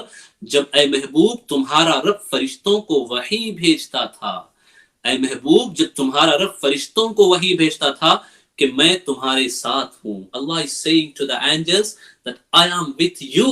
میں تمہارے ساتھ ہوں. تم مسلمانوں کو ثابت رکھو، تم مومنین کو ثابت رکھو، تم مسلمانوں کو ثابت قدم رکھو. سألقی فی قلوب الذین کفروا الرعب فضربوا فوق الاعناق وضربوا منہم کل بنان. ان قریب میں کافروں کے دلوں میں ہیبت ڈال دوں گا، تمہارا ڈر ان کے دلوں میں بیٹھ جائے گا، کافروں کے دلوں میں تمہارا روب بیٹھ جائے گا، تمہارا ڈر بیٹھ جائے گا. تو کافروں کی گردنوں سے اوپر مارو، گردنوں سے اوپر مارو، اور ان کی ایک ایک پور یعنی جوڑ پر ضرب لگاؤ، جو جوائنٹس ہوتے ہیں ان پہ ضرب لگاؤ. اب میں آپ کو بتاتا ہوں یہاں گردنوں سے اوپر مارنے کا حکم اللہ تعالیٰ نے دیا.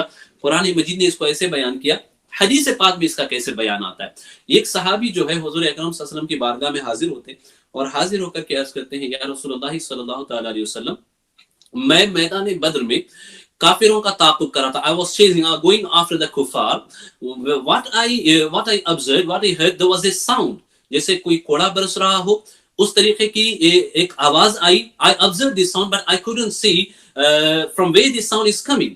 یہ کہاں سے آواز آ رہی ہے میں تو اس کو نہیں دیکھ پایا، البتہ آواز کو میں نے سنا. And then what I observed, what I witnessed, the nose of kafir to whom I was chasing. وہ کافر جس کا میں تعاقب کر رہا تھا، اس کی ناک کٹ کر کے گر گئی، اس کی ناک کٹ کر کے گر گئی ہے.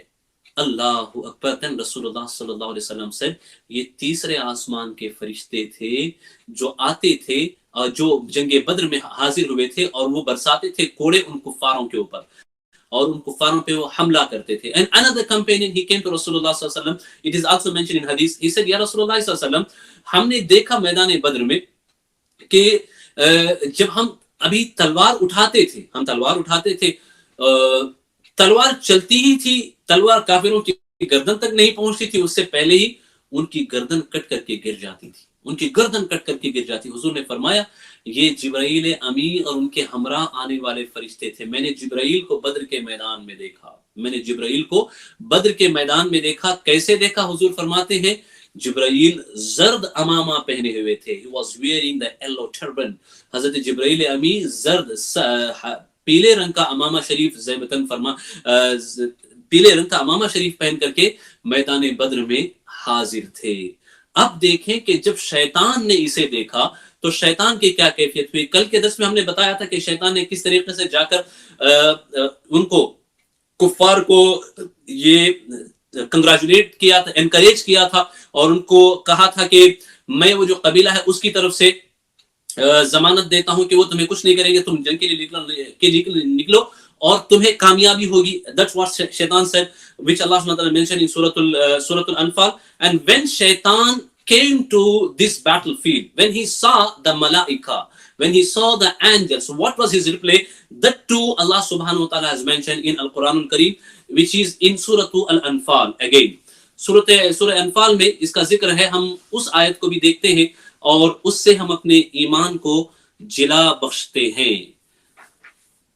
وَإِذْ زَيَّنَ لَهُمُ الشَّيْطَانُ أَعْمَالَهُمْ وَقَالَ لَا غَالِبَ لَكُمُ الْيَوْمَ مِنَ النَّاسِ وَإِنِّي جَارٌ لَكُمْ فَلَمَّا تَرَاءَتِ الْفِئَتَانِ نَكَصَ عَلَىٰ عَقِبَيْهِ وَقَالَ إِنِّي بَرِيءٌ مِّنكُمْ إِنِّي أَرَىٰ مَا لَا تَرَوْنَ إِنِّي أَخَافُ اللَّهَ وَاللَّهُ شَدِيدُ الْعِقَابِ. اور جبکہ شیطان، یہ آیت نمبر 48 ہے سورۃ الانفال کی. اور جبکہ شیطان نے ان کی نگاہوں میں ان کے کام بھلے کر دکھائے اور بولا آج تم پر کوئی شخص غالب آنے والا نہیں اور تم میری پناہ میں ہو. It was the statement of Shaitan before he saw the malaika. When he saw the malaika, what he said? تو جب دونوں لشکر آمنے سامنے ہوئے الٹے پاؤں بھاگا اور بولا میں تم سے الگ ہوں، میں وہ دیکھتا ہوں جو تمہیں نظر نہیں آتا، میں اللہ سے ڈرتا ہوں اور اللہ کا عذاب سخت ہے. That's what شیطان said. اللہ اکبر. جب اس نے فرشتوں کو دیکھا تو ڈر کے بھاگ گیا، کہا I can't help you today, I can't assist you today because I'm watching angels in front of me and I fear Allah subhanahu wa ta'ala. If I try to engage with these angels then me I am not safe. میں خود محفوظ نہیں ہوں. یہ کہہ کر کے وہاں سے بھاگا نکل کر کے. اللہ اکبر. یہ اللہ تبارک و تعالیٰ کی مدد تھی. ذرا دیکھیں, you should feel this. آپ انہیں محسوس کریں کہ کیسے اللہ نے مدد فرمائی مومنین کی. فرشتے نازل ہو رہے ہیں, بارش نازل ہو رہی ہے, اور آٹومیٹیکلی غیب سے اللہ ان کے لیے نیند کا انتظام فرما رہا ہے تاکہ انہیں ریسٹ مل جائے, تھوڑا سا وہ آرام لے لیں. اور شیطان کے جو وسوسے ان کے دل میں آ رہے ہیں, اللہ ان وسوسوں کو نکال دے رہا ہے. یہ ساری مددیں تھیں اللہ نے میدان بدر میں اور جنگ بدر میں نازل فرمائی. اور قرآن کا زیادہ تر حصہ میدان بدر کو جب کور کرتا ہے تو انہی مدد اور ریزلٹس کو کور کرتا ہے, کیونکہ اس میں ہمارے لیے جلا ہے, اس میں ہماری ایمان کی تازگی ہے, اس میں ہمارے لیے تذکیر ہے, ریممبرنس ہے, ریمائنڈر ہے یہ ہمارے لیے کہ جیسے جیسے ہم اس کو پڑھیں گے تو ہمیں اللہ کی مدد یاد آئے گی. اور اگر ہم بھی اصحاب بدر کے نقش قدم پہ چلیں تو اللہ تبارک و تعالیٰ کی طرف سے مدد غائبانہ طور پہ ہم پہ بھی نازل ہوگی. یہ مت سمجھنا کہ فرشتوں کا نازل ہونا بند ہو گیا, یہ مت سمجھنا مسلمانوں, یہ مومنوں, یہ مت سمجھنا کہ آج فرشتے نازل نہیں ہو سکتے. نہیں, ایسا نہیں ہے. قرآن کی آپ مختلف آیات کو دیکھیں کہ اللہ کے فرشتے آج بھی اللہ کے بندوں کی حفاظت کرتے ہیں.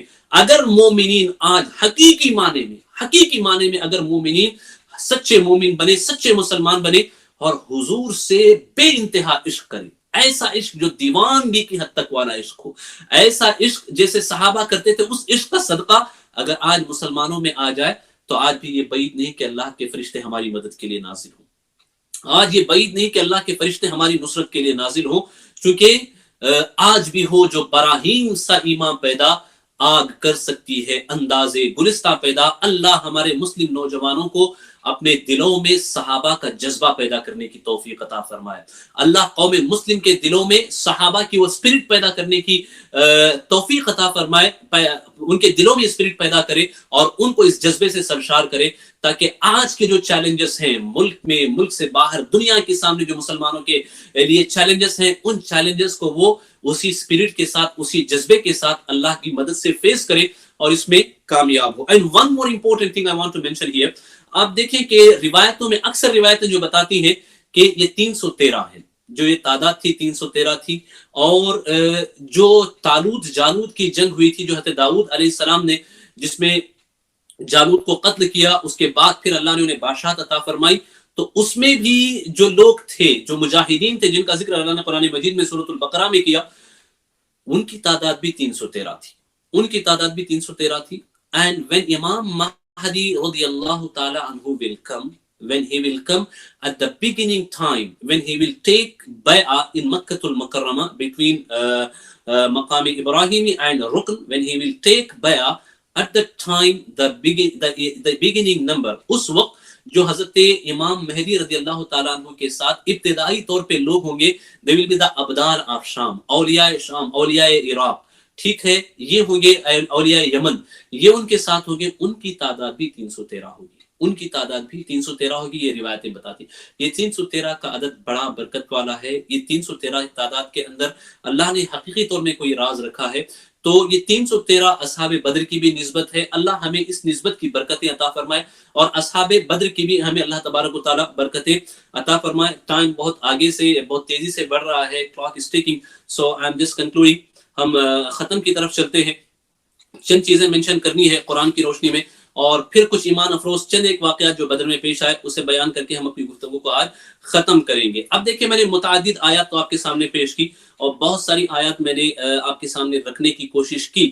میں یہ چاہتا ہوں کہ یہ آیات آپ محفوظ کریں, میں یہ چاہتا ہوں کہ یہ آیات آپ اپنے بچوں کو بتائیں, انہیں سمجھائیں, اور انہیں اس میں جو ہمارے لیے رہنمائی پوشیدہ ہے, ہماری تاریخ جو پوشیدہ ہے, یہ سمجھائیں. اور یہ ہو سکے تو یہ جو آیات میں نے آپ کے سامنے پڑھی ہے, انہیں پیش کیا ہے, انہیں آپ یاد کر لیں. یہ بہت بڑی سعادت کی بات ہوگی, کیونکہ یہ آیات جو ہے یہ اگر آپ وظائف کے طور پہ استعمال کریں مصیبتوں کے وقت، پریشانیوں کے وقت، تو یہ وظائف، یہ آیات انشاءاللہ العظیم ان کی برکت سے آپ کی مصیبتیں اور پریشانیاں بھی دور ہوتی ہیں اور ہوں گی انشاءاللہ العظیم۔ اب آئیں کہ اللہ نے ایک اور چیز کا ذکر فرمایا ہے سورۃ الانفال کے اندر، وہ کیا ہے کہ اللہ تبارک و تعالیٰ نے حضور اکرم صلی اللہ تعالیٰ علیہ وسلم کو جب کفار کا لشکر بہت بڑا تھا، مسلمانوں نے ابتدائی طور پہ دیکھ کر کے تھوڑا سا ان کو ایسا لگا کہ یہ لشکر بہت بڑا ہے، تو حکم ہوا کہ حضور اکرم صلی اللہ علیہ وسلم مٹی لے کر کے ان کی طرف پھینکے۔ تو حضور اکرم صلی اللہ علیہ وسلم نے اپنے ہاتھ میں دست مبارک میں مٹی لی اور مٹی لے کر کے کچھ پڑھ کر کے انہوں نے اس لشکر کی طرف پھینکا، تو اس مٹی میں ایسے کفار کے جو سردار تھے، جو لشکر تھا، ہر ایک کے پاس کچھ نہ کچھ مٹی کا حصہ جا کر کے پہنچا، انہیں جا کر کے وہ لگا۔ تو اس کا ذکر قرآن مجید یہاں پہ کہتا ہے۔ قرآن کیا کہتا ہے ذرا دیکھیں، اللہ اکبر، میدان بدر میں جو حالات پیش آئے، فَلَمْ تَقْتُلُوهُمْ وَلَكِنَّ اللَّهَ قَتَلَهُمْ، یعنی کفار کو جو تم نے مارا تو تم نے انہیں قتل نہ کیا بلکہ اللہ نے انہیں قتل کیا، چونکہ اللہ نے یہ پلان بنا دیا تھا، اللہ نے پلان بنا دیا تھا کہ یہ فیصلے کی گھڑی، یہ فیصلے کا دن ہے۔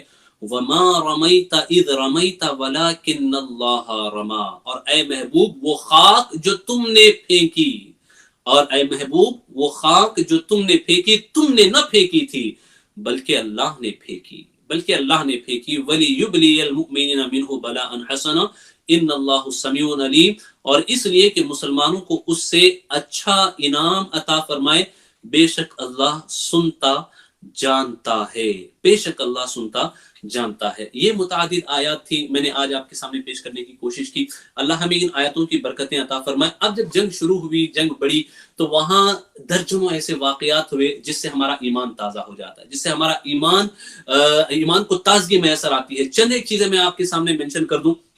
جب یہ جنگ ہو رہی تھی تو اس جنگ میں بہت ضروری مجھے معلوم ہوتا ہے کہ جلدی سے ایک عظیم خاتون کا تذکرہ میں آپ کے سامنے کروں۔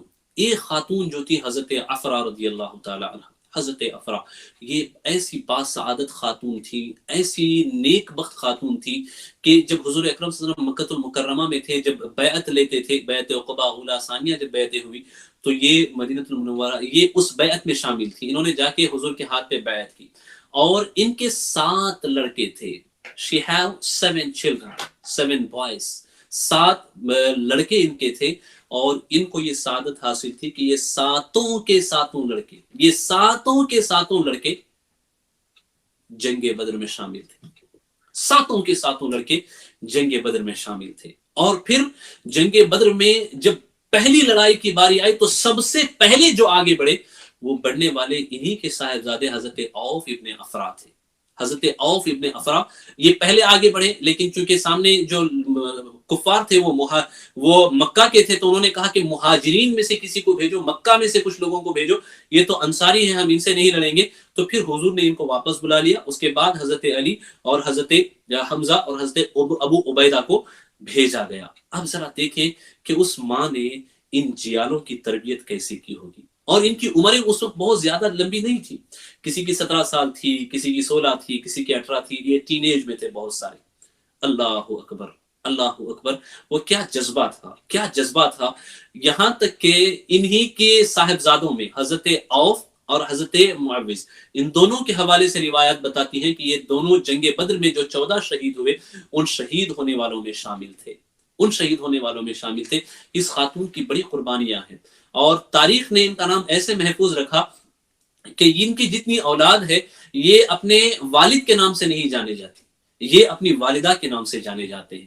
ان کو جب بھی یاد کیا جاتا ہے تو معوذ ابن افرا، معاذ ابن افرا، عوف ابن افرا، یہی کہہ کر کے یاد کیا جاتا ہے کہ یہ افرا کے بیٹے ہیں، افرا کے لڑکے ہیں، اللہ نے ان کے نام کو زندہ رکھا۔ اور پھر ان کی پوتی ہوتی ہیں، ان کی پوتی جو حضرت معوذ شہید کی صاحبزادی ہوتی ہے، یہ حضور اکرم صلی اللہ علیہ وسلم کی بارگاہ میں آتی تھی۔ تو ایک مرتبہ حضور کی بارگاہ میں آئی تو حضور اکرم صلی اللہ تعالی علیہ وسلم نے انہیں ایک زیور، ایک ہار ان کو ہدیہ دیا اور کہا کہ بیٹی تم اس کو پہنا کرنا، بیٹی تم انہیں۔ اس خاندان کی بڑی تاریخ ہے، اس خاندان کی بڑی سیرت ہے، اسے میں یہاں بیان نہیں کر سکتا۔ یہ حضرت ربیعہ جو ہے ان کی صاحبزادی، معوذ کی صاحبزادی ہوتی ہے، وہ کہتی ہیں کہ حضور نے مجھے یہ ہار ہدیہ کیا اور وہ میرے لیے سب سے قیمتی تحفہ تھا، میں اس ہار کو پہنا کرتی تھی، اس زیور کو میں پہنا کرتی تھی۔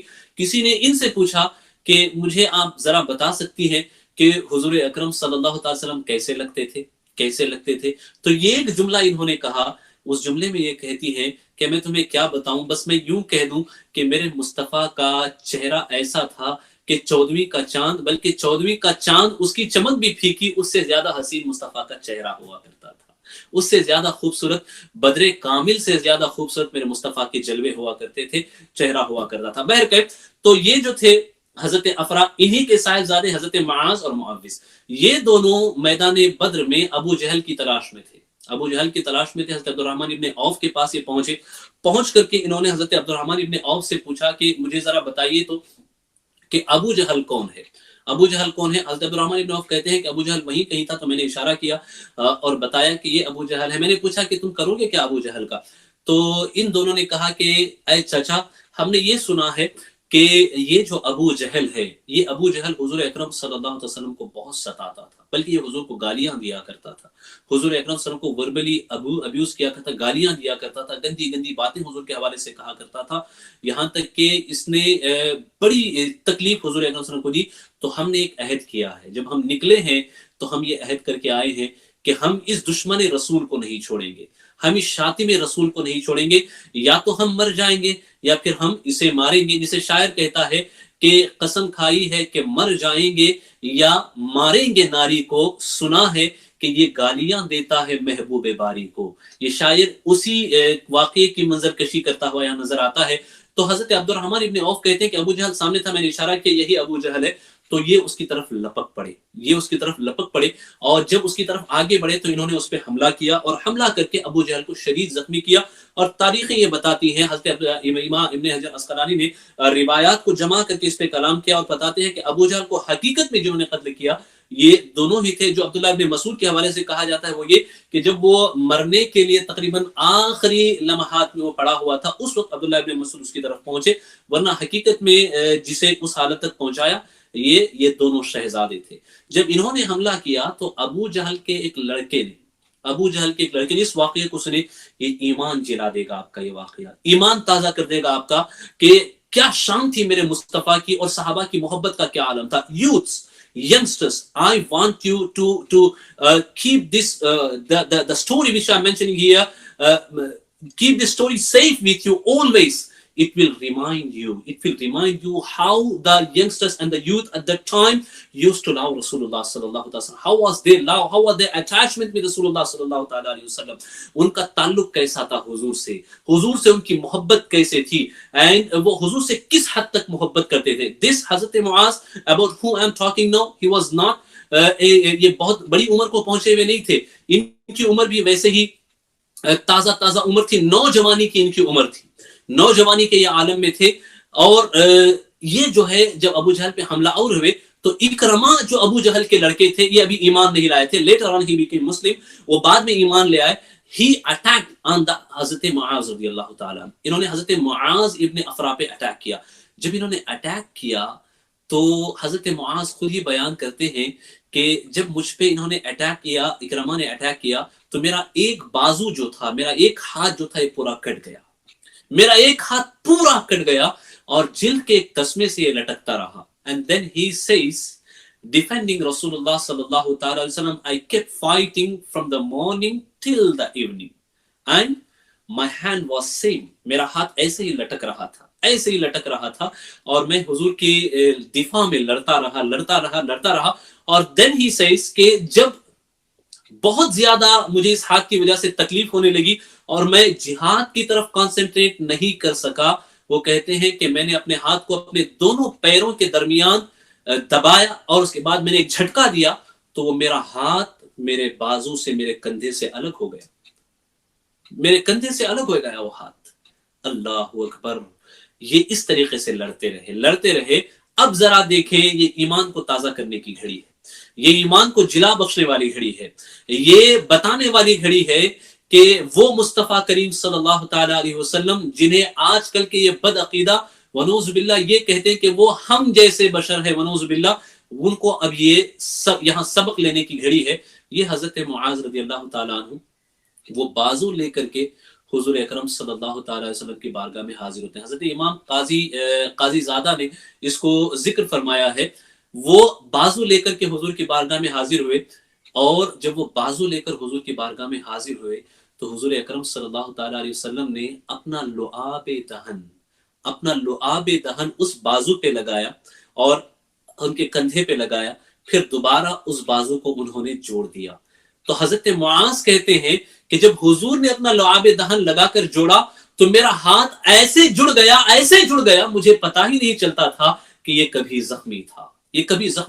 یہ پھر ایک لمبے عرصے تک جیے، اور جب تک رہے یہ جہاد کرتے رہے اللہ تبارک و تعالیٰ کی راہ میں، لڑتے رہے اللہ تبارک و تعالیٰ کی راہ میں. دور حضرت ابوبکر صدیق کی خلافت کے دور میں، حضرت عمر کی خلافت کے دور میں بھی یہ اللہ تبارک و تعالیٰ کی راہ میں اسی ہاتھ سے جہاد کرتے رہے جو کٹ گیا تھا. پھر حضور کے لعاب مبارک from the blessings of the saliva of Rasulullah صلی اللہ علیہ وسلم, the hand of Muaz رضی اللہ تعالیٰ was joined.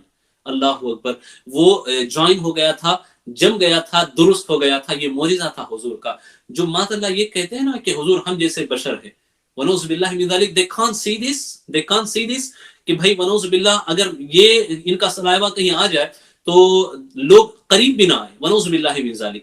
لیکن یہاں حضور کے لعاب دہن کی برکت اتنی ہے کہ اگر حضور اپنا لعاب دہن کسی کنویں میں ڈال دے تو ہمیشہ کے لیے وہ کنواں برکتوں والا ہو جائے، اس کا پانی خوشبودار بن جائے. اگر لعاب دہن کسی کے ہاتھ پہ لگا دے کٹے ہوئے ہاتھ پہ، تو وہ کٹا ہوا ہاتھ جڑ جائے. یہ شان ہے مصطفیٰ کریم صلی اللہ علیہ وسلم کی، اللہ کی سرتا بقدم شان ہے یہ. انسان نہیں، انسان وہ انسان ہے یہ. قرآن تو ایمان بتاتا ہے انہیں، اور ایمان یہ کہتا ہے میری جان ہے یہ. ایمان یہ کہتا ہے میری جان ہے یہ. اعلیٰ حضرت کے اسی شعر کے مصداق صحابہ تھے. حضور کو اپنی جان کر کے ہی وہ جیتے تھے، اس لیے چاہے خود کو کچھ بھی ہو جائے حضور کو کچھ نہیں ہونے دیتے تھے. حضرت قتادہ رضی اللہ تعالیٰ، ان کی آنکھ جنگ بدر میں زخمی ہو گئی، بہنے لگی. تو کچھ لوگوں نے کہا کہ بھائی باہر نکل آیا ہے آنکھ کا یہ گولا، اور یہ جو اندر کا دیدہ ہے وہ باہر نکل آیا ہے، اب وہ جو ہے اٹک رہا ہے، تو ایسا کہتے ہیں اس کو کاٹ دیتے ہیں. کچھ لوگوں نے کہا تو اس کو پھر وہ حضور اکرم صلی اللہ علیہ وسلم کی بارگاہ میں حضور نے سختی سے منع فرمایا. دین حضور اکرم صلی اللہ علیہ وسلم نے ان کے اس آنکھ کو دوبارہ وہ جو ڈھیلا باہر نکلا ہوا تھا دیدہ دوبارہ اندر ڈالا تو وہ درست ہو گئی آنکھ. حضرت قتادہ فرماتے ہیں جو میری آنکھ درست ہو گئی تو مجھے جب تک میں زندہ رہا، یہ دراصل اس وقت تک زندہ رہے، عہد فاروقی تک زندہ رہے، تو فرماتے ہیں کہ مجھے پتا ہی نہیں چلا، مجھے معلوم ہی نہیں کہ میری وہ کون سی آنکھ تھی جو بدر میں زخمی ہوئی تھی. چونکہ حضور کے ہاتھ لگانے کے بعد وہ ایسی اچھی ہو گئی، میں فرق ہی نہیں کر پاتا تھا کہ زخمی آنکھ کون سی تھی، اچھی آنکھ کون سی تھی. اللہ اکبر، یہ کمال تھا مصطفیٰ کریم صلی اللہ علیہ وسلم کا، اور یہ عقیدہ تھا صحابہ کرام کا کہ آنکھ نکل جائے، ہاتھ اگر ٹوٹ جائے تو اگر مدد مانگنی ہے تو حضور کی بارگاہ میں جاؤ، کیونکہ اللہ نے ان کو اتنی طاقت دی ہے، اتنے اختیارات دیے ہیں کہ حضور ٹوٹے ہوئے ہاتھ کو بھی جوڑ سکتے ہیں، نکلی ہوئی آنکھ کو بھی درست کر سکتے ہیں. That is the عقیدہ of اہل السنت والجماعہ which is taken from the companions of Rasulullah sallallahu ta'ala alayhi wasallam. So our aqidah, it is not based on the books of Ibn Taymiyyah. Our aqidah is not based on the books of Ibn Usaymin. Our aqidah is not based on the books of Ibn al-Qayyim, Muhammad ibn Abdul Wahhab al-Najdi al-Wahhabi. No, our aqidah is based on which is based on the life of companions of Rasulullah sallallahu ta'ala alayhi wasallam. It is based on the experience and the witnesses of companions of Rasulullah sallallahu alayhi wasallam, what they have done. انہوں نے جو کچھ کیا اسی کو دیکھ کر کے ان کا جو عقیدہ تھا اسی عقیدے پر اہل سنت والجماعت قائم ہے، اور انہوں نے جو کچھ کیا، جو کچھ کہا اور جو کچھ مانا وہی قرآن اور حدیث میں موجود ہے. تو ہمارا عقیدہ قرآن و حدیث اور صحابہ اکرام کے عقیدے کے موافق ہے، یہ اہل سنت والجماعت ہے. میرے پیارے آقا صلی اللہ علیہ وسلم کے پیارے دیوانوں، آخری چیز، ٹائم بہت زیادہ ہو رہا ہے، میں فائنل بات ذکر کروں، اس کے بعد پھر ہم اس کو ختم کرتے ہیں. حضرت عکاشہ ابن محصن ایک صحابی ہے. یہ صحابی جو ہے یہ لڑ رہے تھے حضور اکرم صلی اللہ علیہ وسلم کی بارگاہ میں آئے تو درمیان میدان بدر میں یہ جنگ کر رہے تھے. جنگ کرتے کرتے ان کی تلوار ٹوٹ گئی. He came to رسول اللہ صلی اللہ علیہ وسلم, یا رسول اللہ میری تلوار ٹوٹ گئی ہے, اب میں کس سے جنگ کروں. وہاں ایک ٹہنی پڑی ہوئی تھی, حضور نے وہ ٹہنی اٹھا کر کیوں نہیں دی, ایک لکڑی پڑی تھی, there was piece of a wood, Allah Akbar, the stick was there. So حضور صلی اللہ علیہ وسلم نے وہ لکڑی اٹھائی اور اسے دیا, حضرت عکاشہ ابن محصن کو عطا کیا. حضرت عکاشہ کہتے ہیں اللہ اکبر, جب وہ لکڑی میرے ہاتھ میں آئی تو میں نے کیا دیکھا کہ مضبوط لوہے والی سفید چمکدار تلوار بن گئی, سفید چمکدار تلوار بن گئی, اور اس تلوار کا نام العون رکھا گیا, العون رکھا گیا. اور اسی تلوار سے حضرت عکاشہ مسیلمہ ابن کذاب جس نے جھوٹی نبوت کا دعویٰ کیا تھا اس کے خلاف لڑتے رہے. یہ تلوار محفوظ رہی, العون اس تلوار کا نام تھا. یہ چند مومنٹس تھے میدان بدر کے, اور بھی بہت سارے ہیں جسے مینشن کرنا میرے لیے پاسبل نہیں ہے, وقت چونکہ 1 گھنٹے سے زیادہ ہو چکا ہے. اب آئیں جو ہے, جب نتیجے کی طرف ہم جاتے ہیں, ریزلٹ کی طرف, اللہ تبارک و تعالیٰ نے ایسی مدد فرمائی, ایسی مدد فرمائی کہ تقریباً 70 سے زائد کفار قتل ہوئے, اور 70 سے زائد جو ہے قید کیے گئے. بڑے بڑے سردار قتل ہوئے, عتبہ قتل ہوا, اور شیبہ قتل ہوا, ولید قتل ہوا, امیہ ابن خلف قتل ہوا, اور ابو جہل قتل ہوا جو اس امت کا فرعون کہا جاتا ہے, وہ اپنے انجام کو پہنچا. اور وہ سب انہی جگہوں پہ گرے جس کی طرف حضور نے مارک کرایا تھا کہ یہ مر کے یہیں گریں گے, یہیں گریں گے, یہیں گریں گے. پھر ان کی لاشوں کو کنووں میں ڈالا گیا, تو پھر حضور نے ان کو آواز بھی دی اور کہا کہ دیکھو میرے رب نے جو مجھ سے وعدہ کیا تھا وہ تو سچا ہو گیا, کیا تمہارا جو وعدہ ہے وہ تم سے جو وعدہ میں نے کہا تھا کہ اللہ ایسے کرے گا, کیا وہ سچا ہے؟ تو صحابہ نے پوچھا کہ یا رسول اللہ وہ سنتے ہیں؟ تو حضور نے فرمایا ہاں سنتے ہیں. تو اس سے یہ بات بھی ثابت ہوتی ہے کہ اہل قبر جو ہے ان کو سلام کرنا, یہ بھی عقیدہ حدیث سے لیا گیا ہے.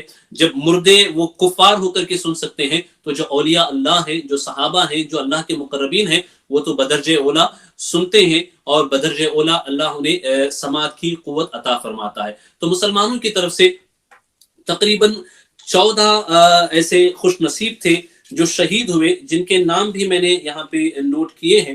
تو انشاءاللہ نظیم ہم ان ناموں کو بھی دیکھتے ہیں. ان ناموں کی بھی اپنی برکت ہے. یہ وہ خوش نصیب تھے جنہوں نے اللہ تبارک و تعالیٰ کی راہ میں اپنی جان قربان کی تھی. ان کی اصحاب بدر جو شہداء بدر تھے, جن کی تعداد 14 بتائی جاتی ہے, ان کے نام یہ ہیں: عبیدہ ابن حارث, عبیدہ ابن حارث, عمیر ابن ابی وقاص. عمیر ابن ابی وقاص یہ صرف 16 سال کے تھے, یہ سعد ابن ابی وقاص کے بھائی ہوا کرتے تھے. حضرت عمیر ابن حمام, حضرت سعد بن خیثمہ, حضرت ذو الشمالین, حضرت مبشر ابن عبد المنذر, حضرت عاقل بن بکیر, حضرت محجا, یہ حضرت فاروق اعظم رضی اللہ عنہ کے غلام ہوا کرتے تھے. حضرت صفوان بن بیضاء, حضرت یزید ابن حارث, حضرت رافع بن معلہ, حضرت حارث ابن سراقہ, حضرت عوف ابن افرا, حضرت معوذ ابن افرا. یہ دونوں بھائی تھے جو حضرت افرا جو خاتون ہے ان کے صاحبزادے تھے, جن کا تذکرہ میں نے کیا. تو یہ 14 اصحاب بدر تھے جنہوں نے اللہ کی راہ میں اپنی جان قربان کی. اب اصحاب بدر کی قربانی کا امپیکٹ کیا ہوا کہ کفار کو پتہ چل گیا کہ مسلمان پہلے کی طرح ویسے نہیں رہے کہ ہم انہیں جیسے چاہیں ستا لیں. مسلمان پہلے کی طرح ویسے نہیں رہے کہ ہم جس طریقے سے چاہیں ان کے ساتھ ونعوذ باللہ من ذالک زیادتی کرتے رہیں, ظلم کرتے رہیں. اب یہ جب خوشخبری مدینہ المنورہ پہنچی تو مدینے میں خوشی کا ایک سما بن گیا. اس دن سیلیبریشن کا دن تھا ان کے لیے, خوشی کا دن تھا, کیونکہ وہاں وہ مظلومین تھے جنہوں نے 13 سال تک ظلم جھیلا تھا. وہاں وہ مظلومین تھے جن کے رشتہ داروں کو کفار نے قتل کیا تھا. وہاں وہ مظلومین تھے جن کے مال دولت پراپرٹیز کو کفار نے ہڑپ کر لیا تھا. وہاں وہ مظلومین تھے جن کو قدم قدم پہ پتھروں کے ذریعے سے, زبان کے ذریعے سے, کوڑوں کے ذریعے سے مارا توڑا اور ستایا گیا تھا. تو آج ان مظلومین کی خوشی کا دن تھا, ان مظلومین کے جشن منانے کا دن تھا. اللہ نے ایسا فیصلہ کیا کہ مظلومین کو اللہ تبارک و تعالیٰ نے فتح عطا فرمائی اور ظالموں کو اللہ نے ہلاک فرمایا, اور مسلمانوں کو فتح مبین اور ایک عظیم فتح عطا فرمائی. یہاں سے تاریخ اسلام نے ایک ڈیفرنٹ رخ لیا, اور وہاں سے مسلم سلطنت, مسلم سٹیٹ, مسلم حکومت ایسے اسٹیبلش ہوئی کہ اب کوئی مدینہ جو ہے اسلامی سلطنت, اسلامی مملکت, اس پر اٹیک کرنے کی سچویشن میں نہیں تھا. ہر قبیلہ جو وہاں آس پاس میں بستا تھا سب تک اس کی خبر پہنچی.